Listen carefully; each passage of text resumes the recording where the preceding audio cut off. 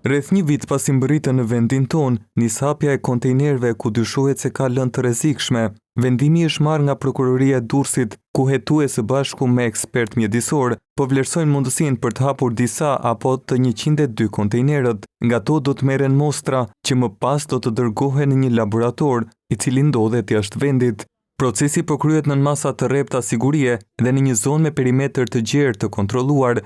Puna e ekspertëve po bëhet me kujdes maksimal, për shkak se si pasojë e qëndrimit për një kohë të gjatë, mbetjet mund të jenë ngurtësuar, duke bërë procesin e marrjes së kampionit nga to të ndërlikuar. 102 kontejnerët qëndrojnë në zonën industriale të Porto Romanos në qytetin bregdetar. Ato u depozituan në këtë zonë që prej fillimit të nëntorit të vitit të shkuar, e që nga ajo kohë janë monitoruar 24 orë me kamera në mënyrë që personat pa autorizuar të mos hynin brenda territorit ku ndodhen kontejnerët. Këta të fundit mbërritën në vendin ton me anjen me flamur turk Moliva, ndërsa u sollën në Shqipëri nga Tajlanda pas alarmit që ngriti rrjeti veprimit të Bazelit. Kontejnerët ishin larguar nga porti i Durrësit me dokumentacionin se ishin mallra, por pas alarmit të ngritur nga rrjeti i Bazelit, u vendos kthimi i tyre.